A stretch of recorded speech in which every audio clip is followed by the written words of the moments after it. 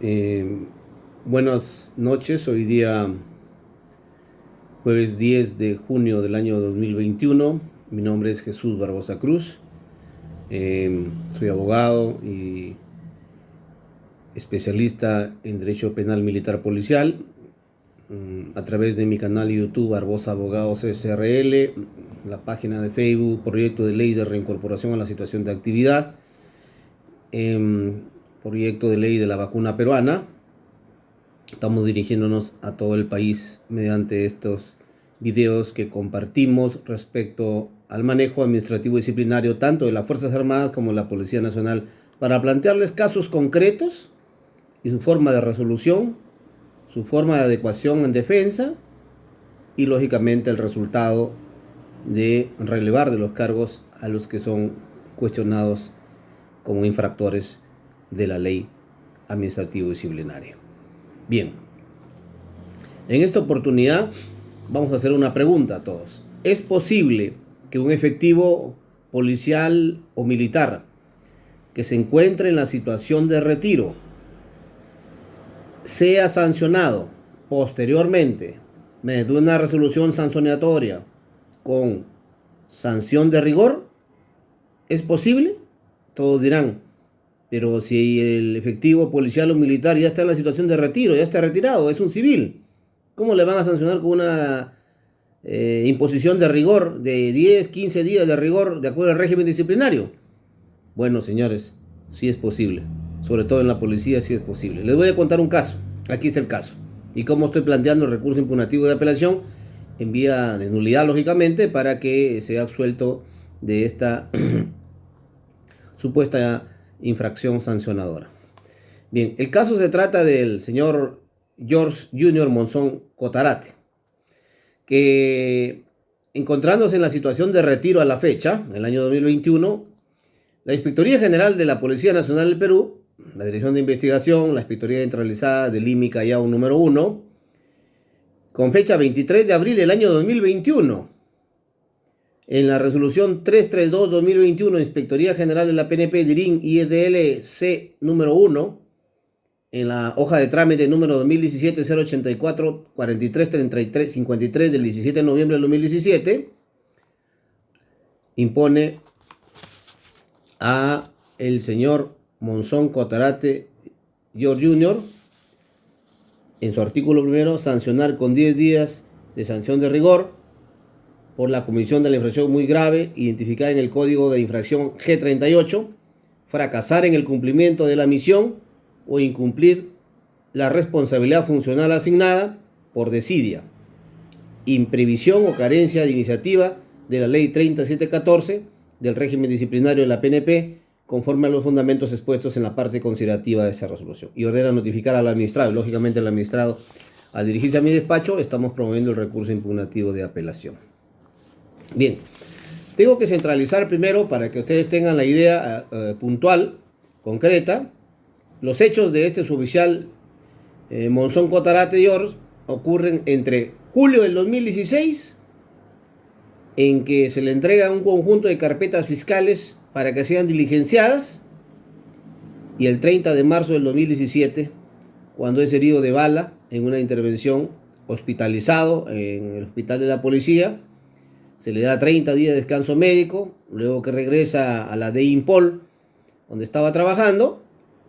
El jefe del área de investigaciones le asigna otro grupo de carpetas fiscales que las diligencia, pero cuando él regresa, varias de las carpetas que tenía él en julio del 2016, estas carpetas no se encontraban en su lugar, las habían movido, consecuentemente es investigado por esto y sancionado supuestamente por esta desidia en el trabajo.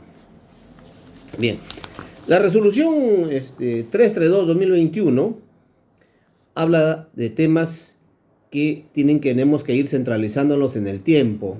Tenemos que temporalizar los hechos y temporalizar las normas para demostrar que en esta resolución se ha aplicado indebidamente la ley 3714, violando el artículo 103 de la Constitución Política del Estado, que prohíbe efectuar o aplicar normas retroactivamente o ultraactivamente a hechos del pasado, ¿no? Hechos del pasado. ¿Por qué? Eh, el lunes 19 de diciembre del 2016, vamos a ver, 19 de diciembre del 2016, se pide el decreto legislativo 1268, régimen disciplinario de la Policía Nacional. El 29 de agosto del 2015, el decreto legislativo 1193, que modifica el decreto legislativo 1150, que regula el régimen disciplinario de la PNP. En su artículo 4 se hablaba del principio de inmediatez, y conocido una infracción, el de inmediato tendría que ser sometido a un proceso administrativo disciplinario correspondiente a efecto de determinar la responsabilidad o no del efectivo. También hablaba del principio de prohibición de la doble investigación, o lo que llamaban el nem bis in idem, que no se podría investigar a un efectivo o sancionarlo dos veces, las mismas sanciones imponerlos por la disciplina en cuando se identifica al hecho que es el mismo, la identidad del sujeto que es el mismo y el fundamento es el mismo. Bien, pero ocurre un tema que hay que, como les he explicado, habría que centralizarnos que fue entre julio del 2016 y marzo del 2017 los hechos. Bien, entonces, ¿qué ocurre? Que si estamos entre julio del 2016, estábamos bajo la aplicación de el decreto legislativo 1193, modificado por el decreto legislativo 1150, porque el 29 de agosto de 2015, durante el gobierno de Ollanta, se aprueba esta norma. Entonces estábamos bajo ese imperio.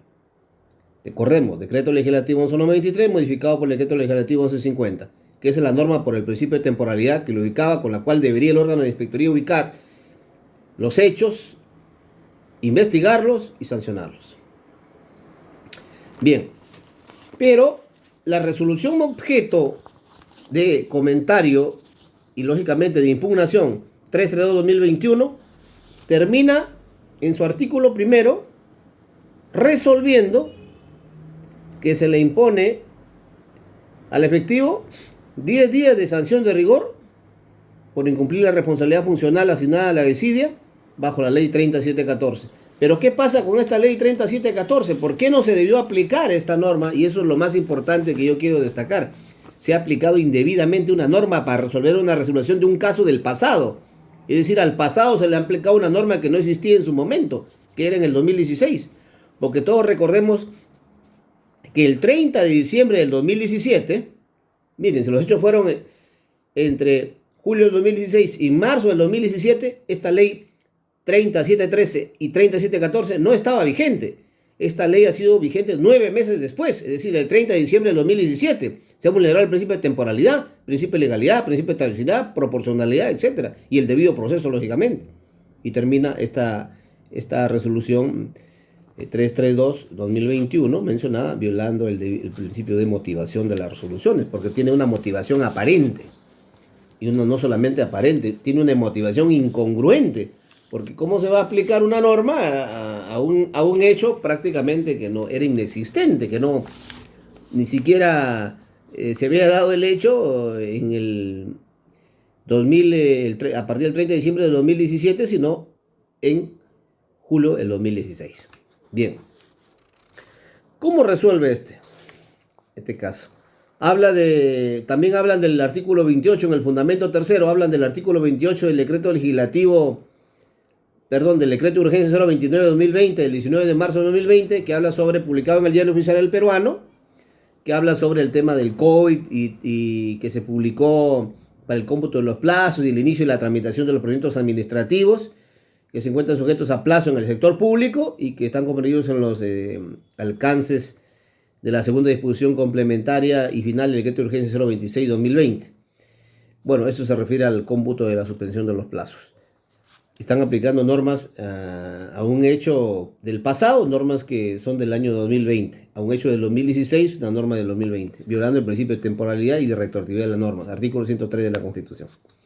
Y cuando siguen en el fundamento cuarto del análisis y de la revisión de las diligencias y acciones previas, hacen constar de que se advierte que la investigación policial contenida en la carpeta 443 del 20 de la 20 Fiscalía Penal por delito contra el patrimonio, la carpeta 133, la carpeta 703, la carpeta 743 y la carpeta 3, etcétera, se dispone a continuar con la investigación policial por el plazo de 50 días contra el patrimonio en agravio de tales personas y prácticamente estas disposiciones fiscales que le dio su jefe del área las habría incumplido.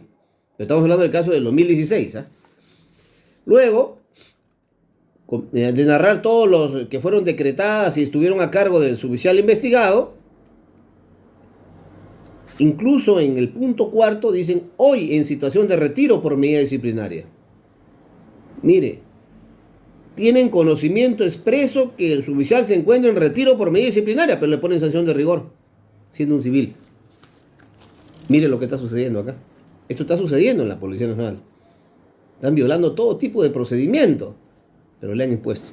Esperamos que el Tribunal de Disciplina Policial corrija esto, no solamente con el informe oral que hemos solicitado, sino con la lectura de los actuados. ¿Y cuál es la base del artículo 5? ¿Qué dicen en el artículo 5? Que el órgano administrativo disciplinario resolvió iniciar el procedimiento administrativo disciplinario contra el señor George Junior Monzón Cotarate en situación de retiro por medida disciplinaria, conforme a la resolución 225 de 2018 del 12 de agosto del 2018. 12 de agosto de 2018, si nosotros nuevamente somos acuciosos en recordar las fechas de la vigencia de la norma, ya estaba vigente la ley 3714 y la ley 3713, ley que deroga el decreto legislativo 1268, regula el régimen disciplinario de la Policía Nacional y restituye la vigencia de las normas que se encontraban vigentes en ese momento, y aparece la norma también, ley 3714, ley que regula el régimen disciplinario de la Policía Nacional, con el cual le aplican sanción a un efectivo que está en retiro de rigor con una norma que no le corresponde o no le correspondería. Bien. ¿Y qué se vulnera acá? Que no ha habido una decisión motivada y fundada en derecho, y que toda resolución de un procedimiento sancionador tiene que hacer expresa consideración de los argumentos de hecho, de derecho, que lo motivan, y en particular de la agravación de la sanción a aplicarse conforme al numeral 1,2, artículo 7 del título preliminar de la ley 3714. Nuevamente una norma que no le correspondía aplicarse.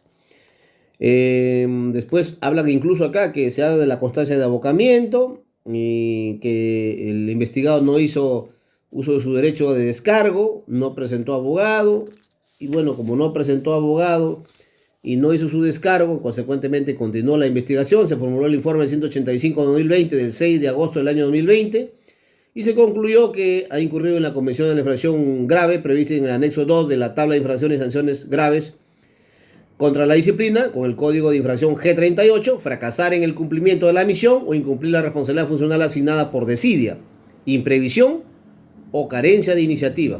Aquí tampoco no había desidia. Recordemos que el suboficial estaba hospitalizado, había sido herido muy grave de bala. ¿Qué desidia va a haber acá? Y está en constancia el informe médico. Consecuentemente, acá hay un error en la tipificación de la conducta imputada o la conducta infractora G38 al policía investigado, porque él incluso ha justificado, incluso una causal de justificación, el estado de salud que tenía él, por lo cual, suponiendo que la norma estuviera adecuadamente aplicada, sería exento de responsabilidad y consecuentemente absuelto de la infracción. Bueno, aquí también hablan en el considerando séptimo, la responsabilidad funcional tienen el fundamento legal en el artículo 2, numeral 7, el decreto legislativo 1267, que hablan de la función de prevenir, investigar y combatir los delitos y faltas previstos en el Código Penal.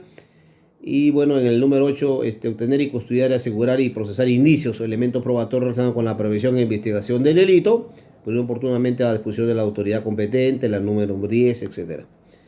Bueno, también hablan del manual de organización y funciones de las comisarías de la PNP, la resolución directoral 098-2015 del 14 de febrero de 2015, los órganos de ejecución del Departamento de Investigación Policial establece que la persona de la de PINCRI, de INPOL, CEINCRE, Oficina de Familia, tiene la función de ejecutar investigaciones. Correcto. Entendámoslo así. Pero esta norma no se le debió aplicar al caso concreto ocurrido en el año 2016. Bien.